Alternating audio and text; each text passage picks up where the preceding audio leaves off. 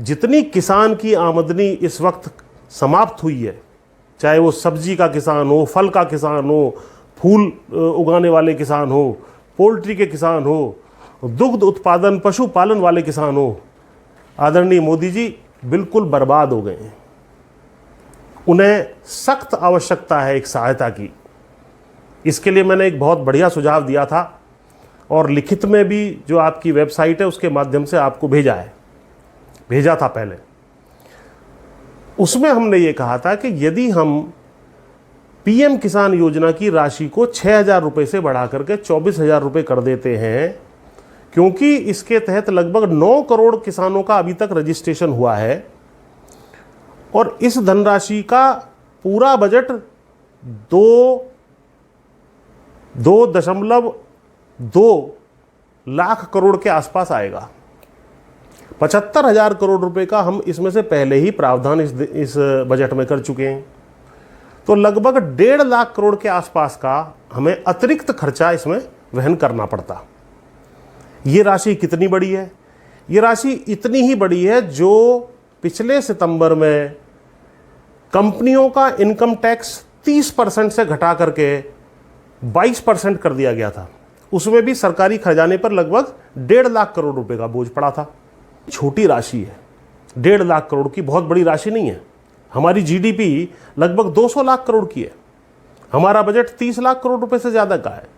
हम 22-23 लाख करोड़ रुपए का हमारा जो है रेवेन्यू, जो सरकार का टैक्स आते हैं वो है।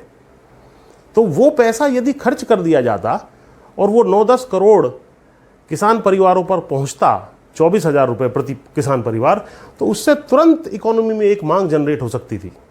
इसी प्रकार जनधन खाते में हमने निवेदन किया था कि गरीब आदमी के जनधन खाते में 500-500 रुपये जो 3 महीने तक भेजने की बात की है केवल महिलाओं के, उसमें तमाम 38 करोड़ जनधन खातों में यदि 1,000 रुपया अगले 3 महीने तक भेज दिया जाता तो वो निश्चित रूप से इस कठिन समय से लड़ने की उनको कुछ ताकत मिल जाती। इसी तरह हमने निवेदन किया है कि फसलों की, जो रबी की फसलें अभी खरीदी गई हैं या खरीदी जा रही हैं, उनमें 250 रुपये से लेकर के 500 रुपये का यदि प्रति कुंटल का हम बोनस अलग से किसान को दे दें, क्योंकि किसान के अन्य आय के स्रोत सारे के सारे समाप्त हो गए हैं। उसका दूध नहीं बिक रहा है, घाटे में जा रहा है, फल सब्जियां सब बर्बाद हो गई हैं, तो कुछ राहत किसान को मिल सकती है। इसके अलावा हमने कहा कि भविष्य में आप जो संपूर्ण लागत है, जो आपका भाजपा का वायदा भी था कि भाई संपूर्ण लागत, जिसको कृषि लागत मूल्य आयोग के अनुसार C2 लागत कहते हैं, उसका 1.5 गुना देने का वायदा था।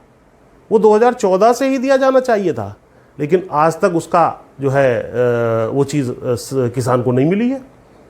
भविष्य के लिए C2 + 50% का फार्मूला लागू कर दें।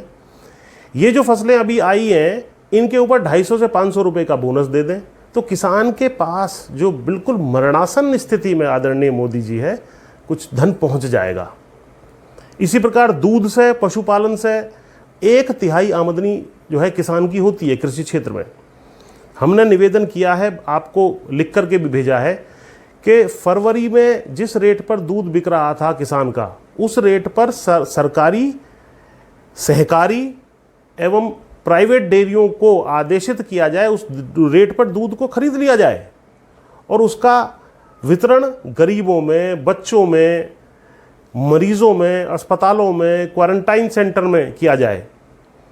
उसका मिल्क पाउडर बनाया जाए और बाद में उसका इस्तेमाल उसको डिस्ट्रीब्यूट करने में जो है किया जाए। इसी तरह उसको मिड डे मील स्कीम में जो बच्चों को दिया जा सकता है, हमारे देश में कुपोषण और भुखमरी फैली हुई है इस वक्त, उसके लिए जो है उसका प्रयोग किया जा सकता है। ये निवेदन हमने किया था।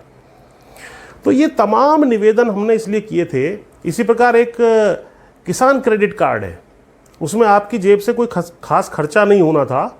मैंने निवेदन किया था कि किसान क्रेडिट कार्ड की तुरंत लिमिट डबल कर दीजिए और उसका ब्याज 1% कर दीजिए।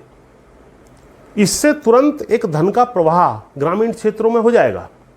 मान लीजिए किसी किसान की केसीसी की 5 लाख रुपए की लिमिट है, यदि उसको 10 लाख रुपए की लिमिट मिल जाए और 1% पे मिल जाए तो वो तुरंत उस पैसे को लाएगा और अपने काम में लेगा और उससे जो मांग जनरेट होगी इकोनॉमी में, मांग जनरेट होगी तो बिक्री बढ़ेगी, बिक्री बढ़ेगी तो उत्पादन बढ़ेगा, उत्पादन बढ़ेगा तो आपका रोजगार बढ़ेगा, और ये सारी चीज़ें बढ़ेंगी तो आप ये समझ लीजिए कि अर्थव्यवस्था का चक्का जो फंस गया है, जो मंदी में हम चलते चले जा रहे हैं, उससे निकल करके आगे बढ़ जाएगी और आपका टैक्स भी बढ़ जाएगा।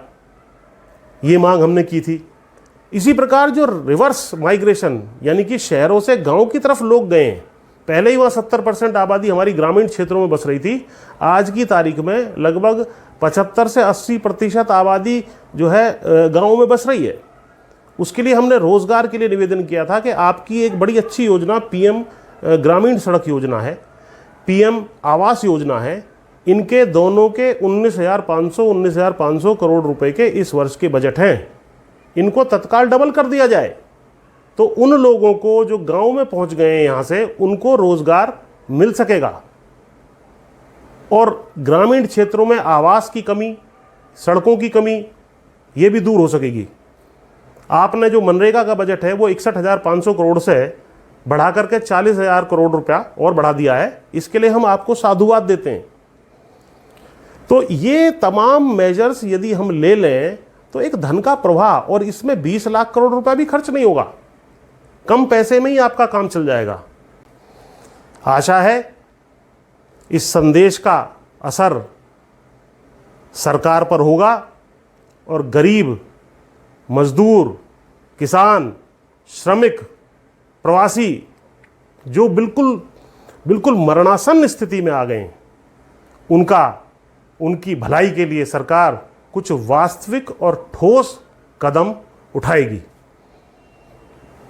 नमस्कार।